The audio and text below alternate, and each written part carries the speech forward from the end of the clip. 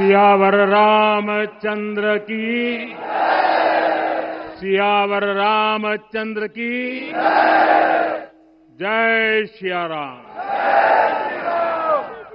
उत्तर प्रदेश की राज्यपाल आनंदीबेन पटेल, राष्ट्रीय स्वयंसेवक संघ के परम पूजनीय सरसंघ चालक डॉक्टर मोहन भागवत जी, उत्तर प्रदेश के मुख्यमंत्री योगी आदित्यनाथ जी, श्री राम जन्मभूमि तीर्थ क्षेत्र ट्रस्ट के अध्यक्ष पूज्य महंत नृत्य गोपाल दास जी, पूज्य संत समाज, यहां पधारे सभी भक्तगण, देश और दुनिया से इस ऐतिहासिक पल के साक्षी बन रहे कोटि कोटि राम भक्त, देवी और सज्जनों, आज अयोध्या नगरी भारत की सांस्कृतिक चेतना के एक और उत्कर्ष बिंदु की साक्षी बन रही है। आज संपूर्ण भारत, संपूर्ण विश्व राममय है।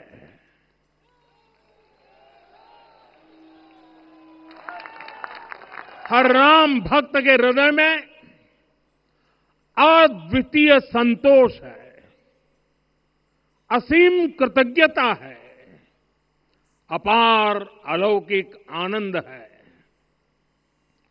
सदियों के घाव भर रहे हैं, सदियों की वेदना आज विराम पा रही है। सदियों का संकल्प आज सिद्धि को प्राप्त हो रहा है। आज उस यज्ञ की पूर्णाहुति है जिसकी अग्नि 500 वर्ष तक प्रज्वलित रही। जो यज्ञ एक पल भी आस्था से डिगा नहीं, एक पल भी विश्वास से टूटा नहीं। आज भगवान श्री राम के गर्भगृह की अनंत ऊर्जा, श्री राम परिवार का दिव्य प्रताप इस धर्म ध्वजा के रूप में इस दिव्यतम भव्यतम मंदिर में प्रतिष्ठापित हुआ है। और साथियों, ये धर्म ध्वजा केवल एक ध्वजा नहीं, ये भारतीय सभ्यता के पुनर्जागरण का ध्वज है। इसका भगवा रंग, इस पर रचित सूर्य वंश की ख्याति, वर्णित ओम शब्द और अंकित कोविदार वृक्ष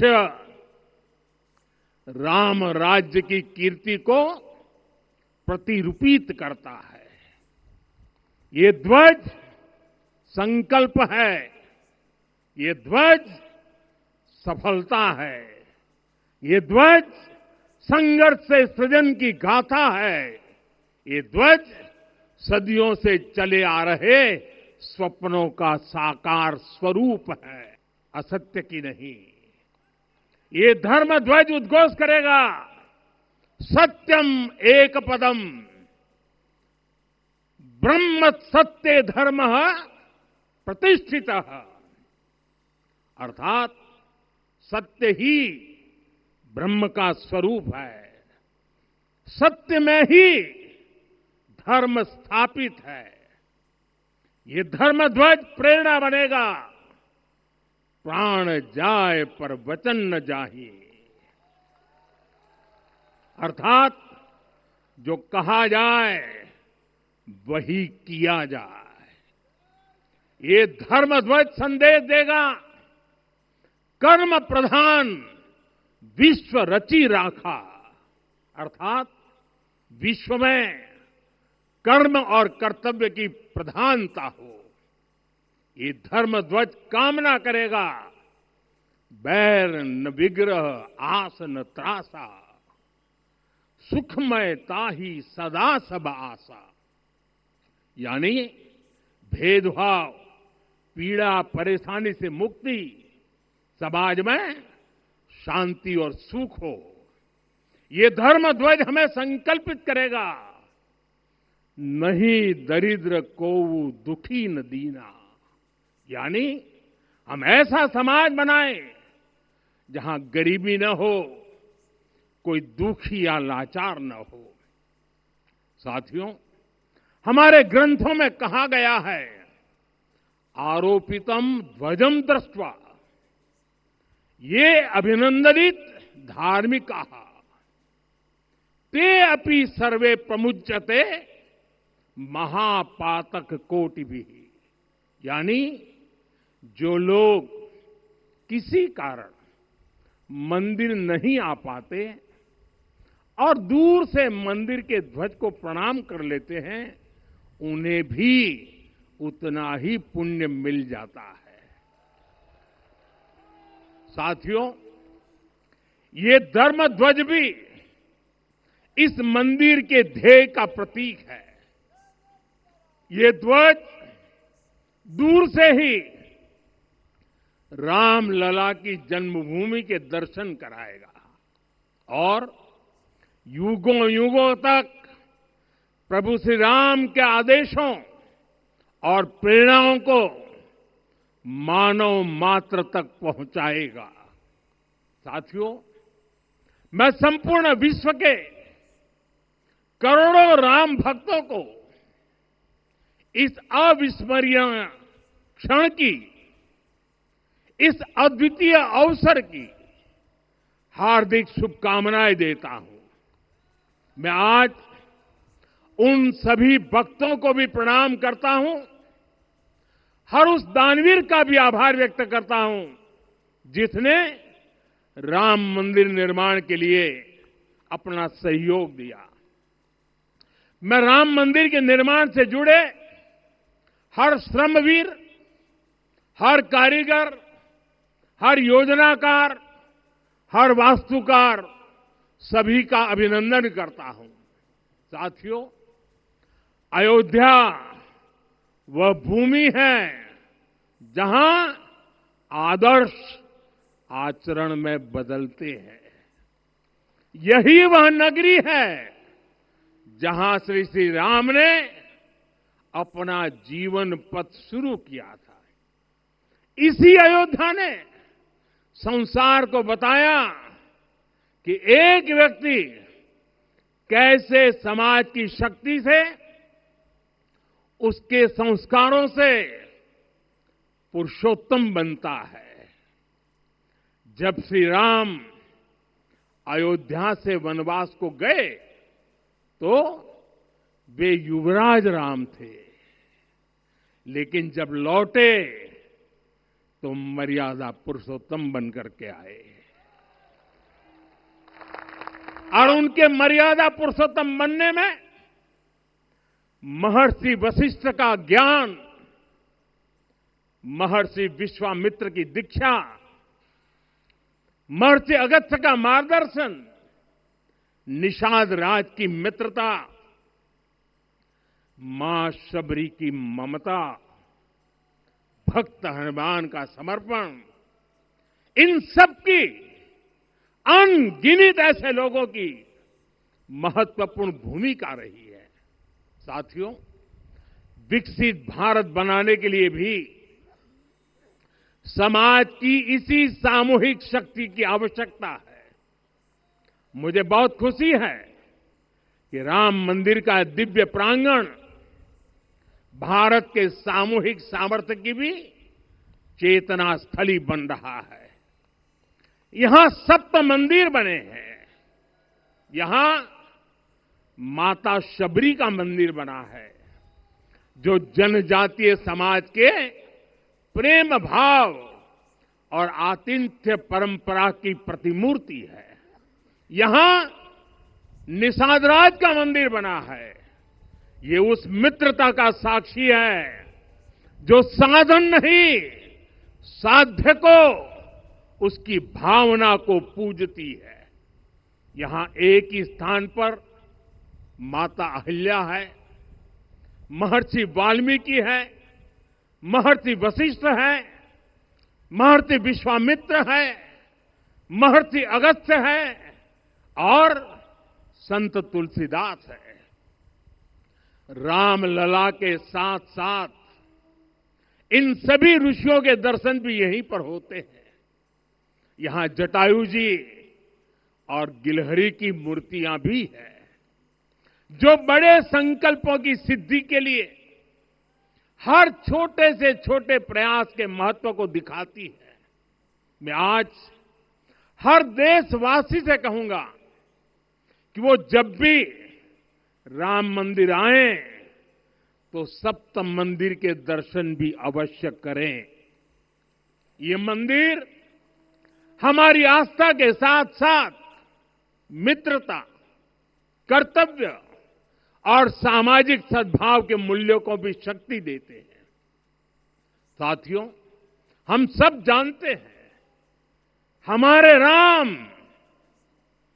भेद से नहीं, भाव से जुड़ते हैं। उनके लिए व्यक्ति का कुल नहीं, उसकी भक्ति महत्वपूर्ण है।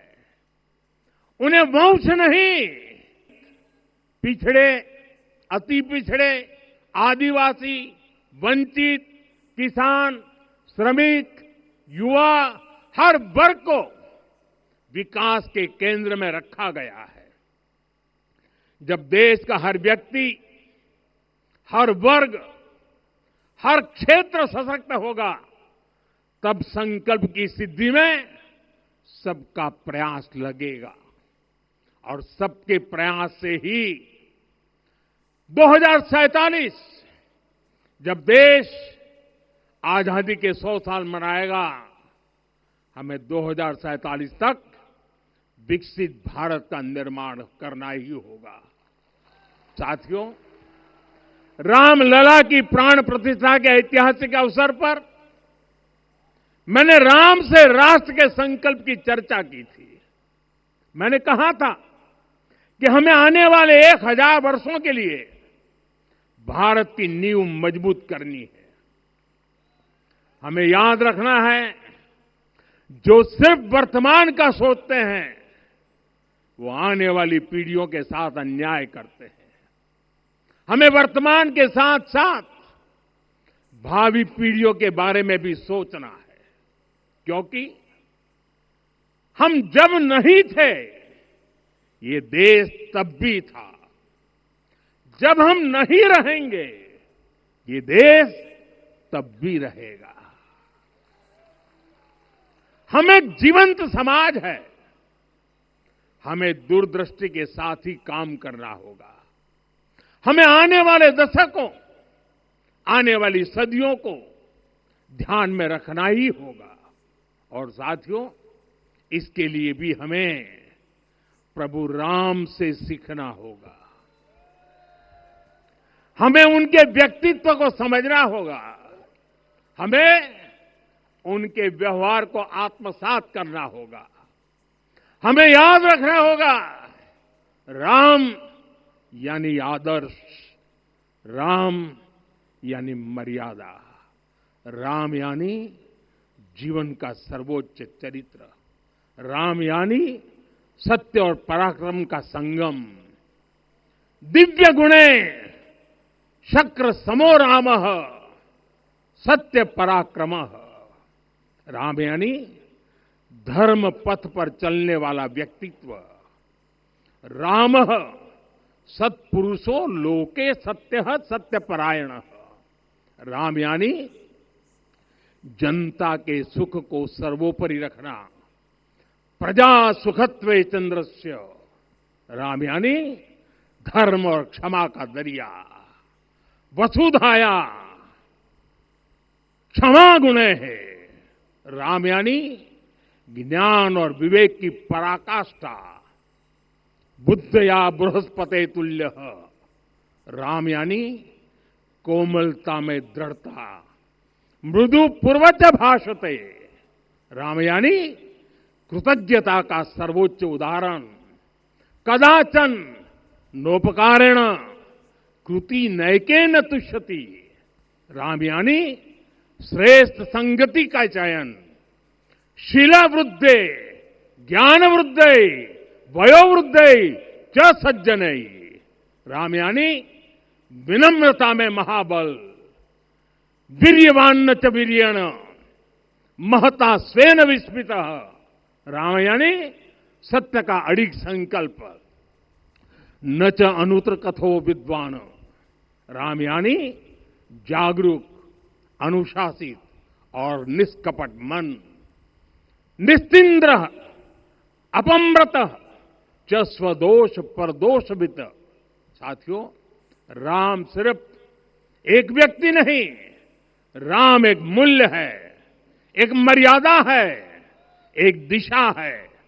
अगर भारत को साल 2047 तक विकसित बनाना है, अगर समाज को सामर्थ्यवान बनाना है, तो हमें अपने भीतर राम को जगाना होगा। हमें अपने भीतर के राम की प्राण प्रतिष्ठा करनी होगी। और इस संकल्प के लिए आज से बेहतर दिन और क्या हो सकता है। साथियों, 25 नवंबर का यह ऐतिहासिक दिन अपनी विरासत पर गर्व का एक और अद्भुत क्षण लेकर आया है। इसकी वजह है धर्म ध्वजा पर अंकित कोविदार वृक्ष। ये कोविदार वृक्ष इस बात का उदाहरण है कि जब हम अपनी जड़ों से कट जाते हैं तो हमारा वैभव इतिहास के पन्नों में दब जाता है। साथियों, जब भरत अपनी सेना के साथ चित्रकूट पहुंचे तो लक्ष्मण ने दूर से ही अयोध्या की सेना को पहचान लिया। ये कैसे हुआ? इसका वर्णन वाल्मीकि जी ने किया है। और वाल्मीकि जी ने क्या वर्णन किया है? उन्होंने कहा है, विराजित उद्गत स्कंधम कोविदार ध्वज रथे। लक्ष्मण कहते हैं, राम, सामने जो तेजस्वी प्रकाश में विशाल वृक्ष जैसा ध्वज दिखाई दे रहा है, वही अयोध्या की सेना का ध्वज है। उस पर कोविदार का शुभ चिन्ह अंकित है। साथियों, आज जब राम मंदिर के प्रांगण में कोविदार फिर से प्रतिष्ठित हो रहा है, यह केवल एक वृक्ष की वापसी नहीं है, यह हमारी स्मृति की वापसी है, हमारी अस्मिता का पुनर्जागरण है, हमारी स्वाभिमानी सभ्यता का पुनः उद्घोष है। कोविदार वृक्ष हमें याद दिलाता है कि जब हम अपनी पहचान भूलते हैं तो हम स्वयं को खो देते हैं, और जब पहचान लौटती है तो राष्ट्र का आत्मविश्वास भी लौट आता है। और इसलिए मैं कहता हूं, देश को आगे बढ़ना है तो अपनी विरासत पर गर्व करना होगा। साथियों, अपनी विरासत पर गर्व के साथ साथ एक और बात भी महत्वपूर्ण है, और वो है गुलामी की मानसिकता से पूरी तरह मुक्ति। आज से 190 साल पहले 190 साल पहले साल 1835 में 1835 में मैकाले नाम के एक अंग्रेज ने भारत को अपनी जड़ों से उखाड़ने के बीज बोए थे। मैकाले ने भारत में मानसिक गुलामी की नींव रखी थी। 10 साल बाद यानी 2035 में उस अपवित्र घटना को 200 वर्ष पूरे हो रहे हैं। कुछ दिन पहले मैंने एक कार्यक्रम में आग्रह किया था कि हमें आने वाले 10 वर्षों तक उस 10 वर्षों का लक्ष्य लेकर चलना है कि भारत को गुलामी की मानसिकता से मुक्त करके रहेंगे। साथियों, सबसे बड़ा दुर्भाग्य यह है कि मैकाले ने जो कुछ सोचा था उसका प्रभाव कहीं व्यापक हुआ। हमें आजादी मिली, लेकिन हीन भावना से मुक्ति नहीं मिली। हमारे यहां एक विकार आ गया कि विदेश की हर चीज, हर व्यवस्था अच्छी है और जो हमारी अपनी चीजें हैं उनमें खोट ही खोट है। साथियों, गुलामी की यही मानसिकता है जिसने लगातार यह स्थापित किया। हमने विदेशों से लोकतंत्र लिया। कहा गया कि हमारा संविधान भी विदेश से प्रेरित है, जबकि सच ये है कि भारत लोकतंत्र की जननी है, मदर ऑफ डेमोक्रेसी है। लोकतंत्र हमारे डीएनए में है। साथियों, अगर आप तमिलनाडु जाएंगे तो तमिलनाडु के उत्तरी हिस्से में उत्तीरमेरूर गांव है। वहां हजारों वर्ष पहले का एक शिलालेख है। उसमें बताया गया है कि उस कालखंड में भी कैसे लोकतांत्रिक तरीके से शासन व्यवस्था चलती थी, लोग कैसे सरकार चुनते थे। लेकिन हमारे यहां तो मैग्ना कार्टा की प्रशंसा का ही चलन रहा। हमारे यहां भगवान बसवन्ना, उनके अनुभव मंटपा की जानकारी भी सीमित रखी गई। अनुभव मंटपा यानी जहां सामाजिक, धार्मिक और आर्थिक विषयों पर सार्वजनिक बहस होती थी, जहां सामूहिक सहमति से निर्णय लिए जाते थे। लेकिन गुलामी की मानसिकता के कारण इस भारत की कितनी ही पीढ़ियों को इस जानकारी से भी वंचित रखा गया। साथियों, हमारी व्यवस्था के हर कोने में गुलामी की इस मानसिकता ने डेरा डाला हुआ था। अब याद करिए, भारतीय नौसेना का ध्वज सदियों तक उस ध्वज पर ऐसे प्रतीक बने रहे जिनका हमारी सभ्यता, हमारी शक्ति, हमारी विरासत से कोई संबंध नहीं था। अब हमने नौसेना के ध्वज से गुलामी के हर प्रतीक को हटाया है। हमने छत्रपति शिवाजी महाराज की विरासत को स्थापित किया है। और ये सिर्फ एक डिजाइन में बदलाव नहीं हुआ, ये मानसिकता बदलने का क्षण था। ये वो घोषणा थी कि भारत अब अपनी शक्ति अपने प्रतीकों से परिभाषित करेगा, न कि किसी और की विरासत से। और साथियों, यही परिवर्तन आज अयोध्या में भी दिख रहा है। साथियों, ये गुलामी की मानसिकता ही है जिसने इतने वर्षों तक रामत्व को नकारा है। भगवान राम अपने आप में एक वैल्यू सिस्टम है। ओरछा के राजा राम से लेकर रामेश्वरम के भक्त राम तक और शबरी के प्रभु राम से लेकर मिथिला के पाहुन राम जी तक भारत के हर घर में, हर भारतीय के मन में और भारतवर्ष के हर कण कण में राम है। लेकिन गुलामी की मानसिकता इतनी हावी हो गई कि प्रभु राम को भी काल्पनिक घोषित किया जाने लगा।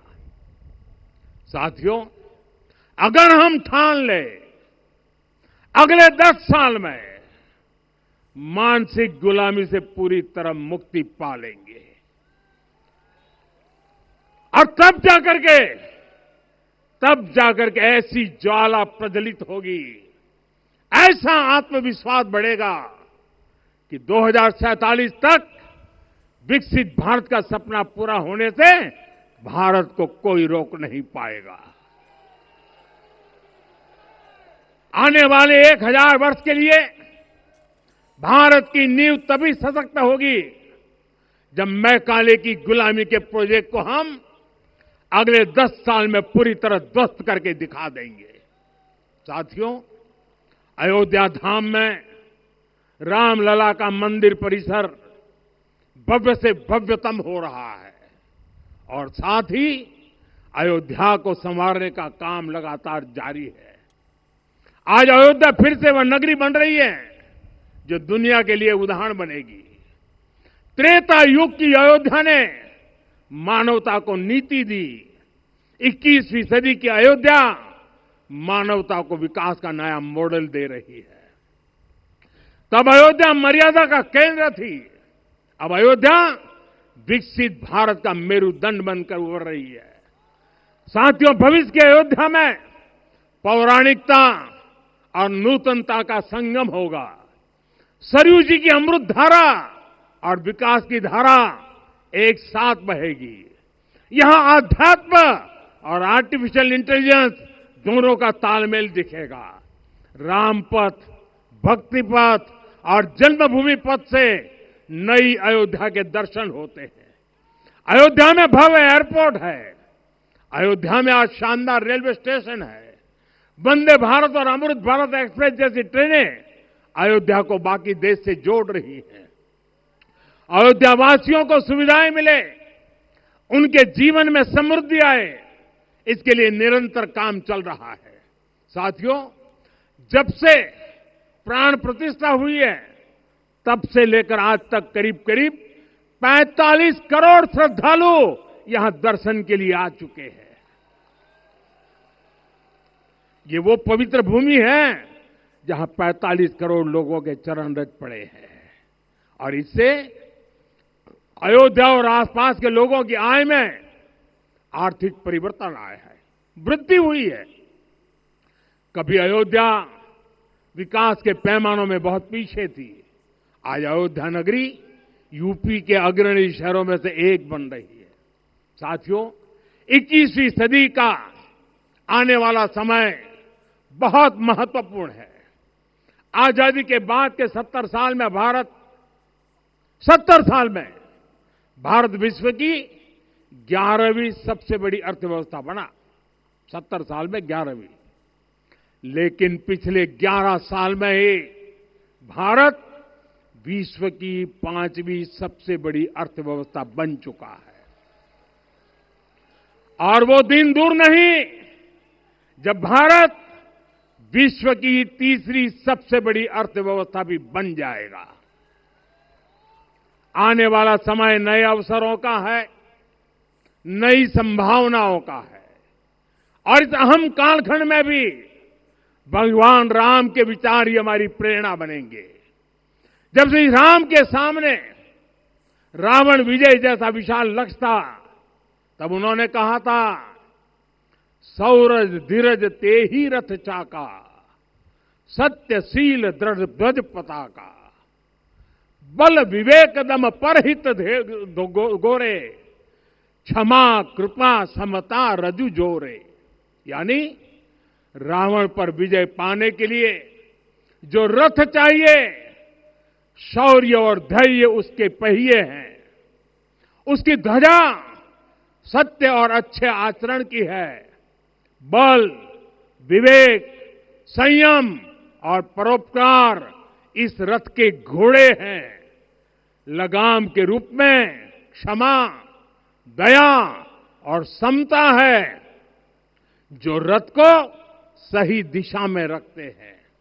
साथियों, विकसित भारत की यात्रा को गति देने के लिए ऐसा ही रथ चाहिए, ऐसा रथ जिसके पहिए शौर्य और धैर्य हो, यानी चुनौतियों से टकराने का साहस भी हो और परिणाम आने तक दृढ़ता से डटे रहने का धैर्य भी हो। ऐसा रथ जिसकी ध्वजा सत्य और सर्वोच्च आचरण हो, यानी नीति, नियत और नैतिकता से समझौता कभी न हो।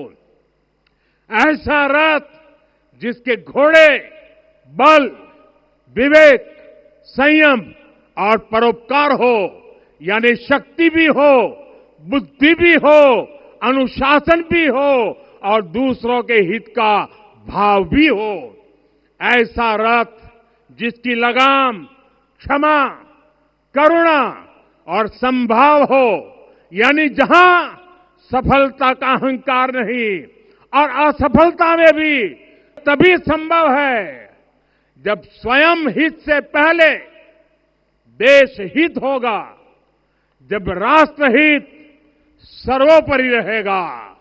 एक बार फिर आप सभी को बहुत बहुत शुभकामनाएं देता हूं। जय सिया राम, जय सिया राम, जय सिया राम।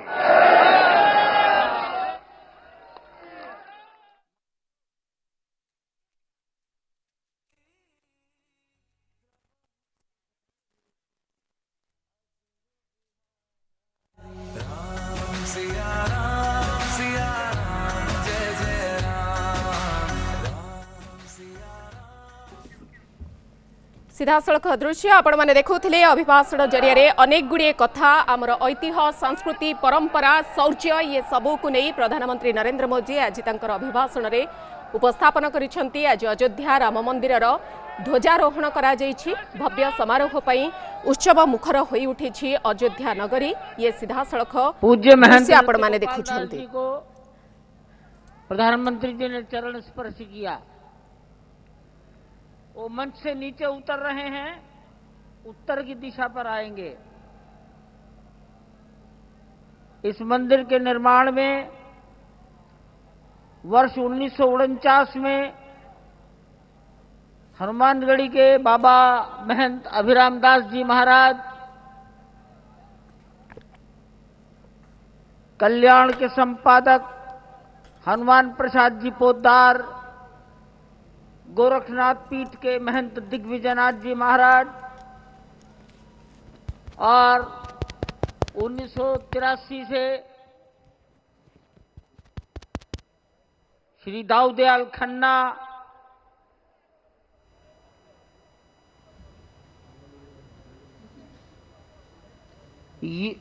यो महंत अवेद्यनाथ जी महाराज, परमहंस रामचंद्र दास जी महाराज, जगत गुरु शंकराचार्य ज्योतिष स्वामी शांतानंद जी महाराज, राम जन्मभूमि पर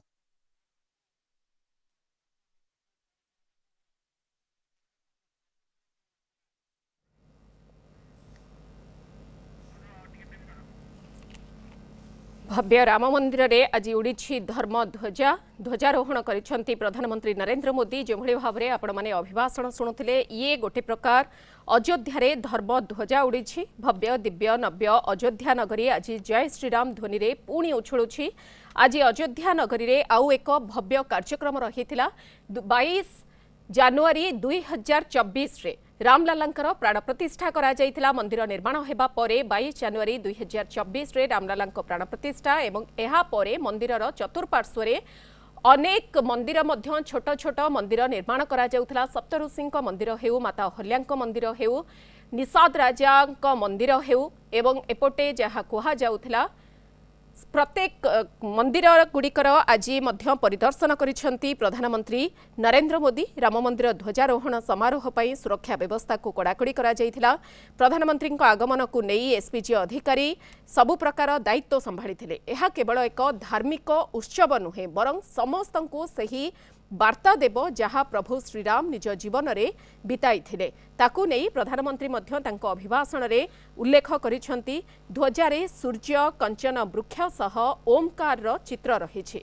ध्वजारे डबल कोटेड सिंथेटिक लेयर रखा जाइछि। जदि ध्वजा कथा आमे कहिबा, कारण आज 22 फुट लंबा 11 फुट चौड़ार गैरिक ध्वजा राम मंदिर उपरे उड़ी एवं सेथिपाई जो शुभ मुहूर्त शुभ बेला लग्न धार्य करा जायथिला सही बेला रे ही आज ध्वजारोहण होइथिला से सीधासलख दृश्य आमे आपणक पाखरे पहुंचाउथलु किभଳି भाबरे प्रधानमंत्री नरेंद्र मोदी करकमल रे ध्वजारोहण उत्सव रे आज राम मंदिर उपरे धर्म ध्वजा को स्थापना करा जायथिला वेद मंत्र ध्वनि रे प्रकंपित होइथिला मंदिर परिसर ये सीधासलख दृश्य आपण माने देखि पारुछंती समस्त कार्यक्रम वर्तमान शेष अवस्था आसी उपनीत होइछि प्रधानमंत्री नरेंद्र मोदी हाथ जोड़ी समस्त को अभिवादन जनाउछंती 8000 अतिथिंकर आज समागम होइतिला एवं विशेष करी कोहा जाइछि जे आज एमिति किछि जनंको डका जाइथिला ए कार्यक्रम रे नेता किंबा अधिकारी नुहंती बरं सही लोक मानंको शामिल करा जाइथिला जो मानंकर नाम लोके पिला दिने सुनिबाकू पाइथिले कहानी रे